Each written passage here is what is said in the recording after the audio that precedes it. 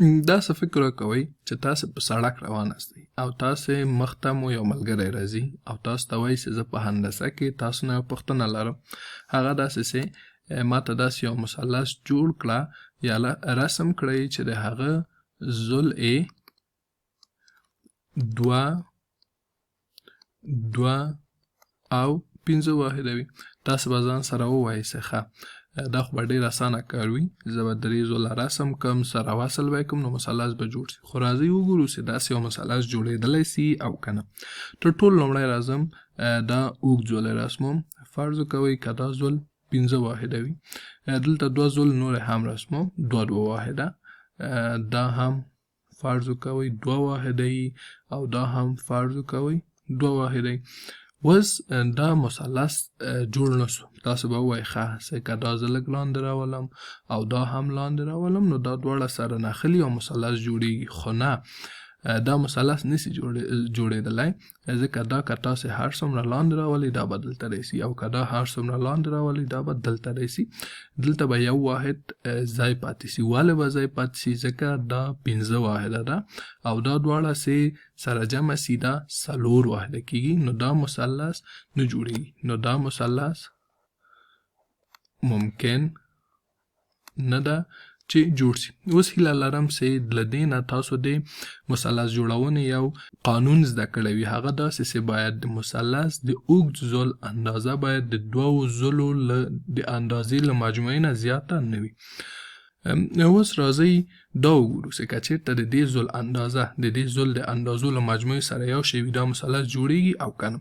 یعنې که موږ داسې یو مثلث وغواړو رسم کړو چې ضلع یې 2 او 4 واحده وي. یو ځل بیا دلته راځم، تر ټولو اوږد ضلع رسموم. فرض کوئ چې دا 4 واحده ده او دا 2 ضلع یې 2 واحده دي، 2 واحده او دا 2 واحده. اوس دلته دا مثلث هم په دې برخه کې نه جوړیږي.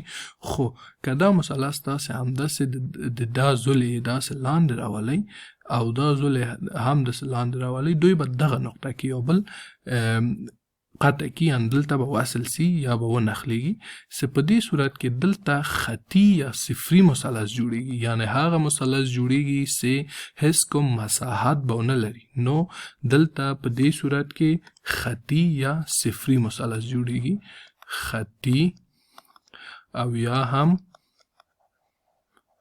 صفري مثلث جوړیږي. اوس به حتما تاسو یو بل قانون هم زده کړی وي. هغه داسې چې که چېرته د 2 ضلعو د اندازو مجموعه له بل ضلع اندازې سره مساوي بیا هم مثلث نسي جوړېدلی، که جوړیږي هم هغه به خطي وي. اوس راځئ چې داسې یو مثلث رسم کړو چې د هغه د یو ضلع اندازه د هغه د 2 ضلعو د اندازې له مجموعې نه کمه وي. نو داسې یو مثلث به 100% جوړ شي. مثلا که تاسو ته څوک وایي چې داسې یو مثلث رسم کړئ چې د هغه ضلع 3 او 5 واحده وي، نو دا مثلث حتما جوړیږي. دلته اول هغه ضلع چې 5 واحده ده دا داسې رسم کم، دا که 5 واحده وي. دا بل ضلع هم رسم کم، دا 3 واحده وي او دا ضلع هم رسم کم، دا هم 3 واحده وي. دا به یوازینی هغه نقطه وي چې دا دواړه ضلع یو بل سره وصلوي. که دا دواړه ضلع هر څومره داسې لاندې راسي دوی به په یو بل پرتې سي، خو یوازینی نقطه به دا وي چې دا دواړه سره وصلوي.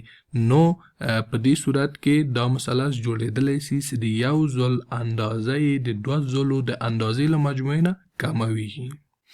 دلته هم دغه میم جوړوم ځکه د کاف هغه نښلېدلی ده، سم نه ویل کېږي. دغه برخه که لږ پاکه کړم جوړېږي، نوره کومه ستونزه نه لري.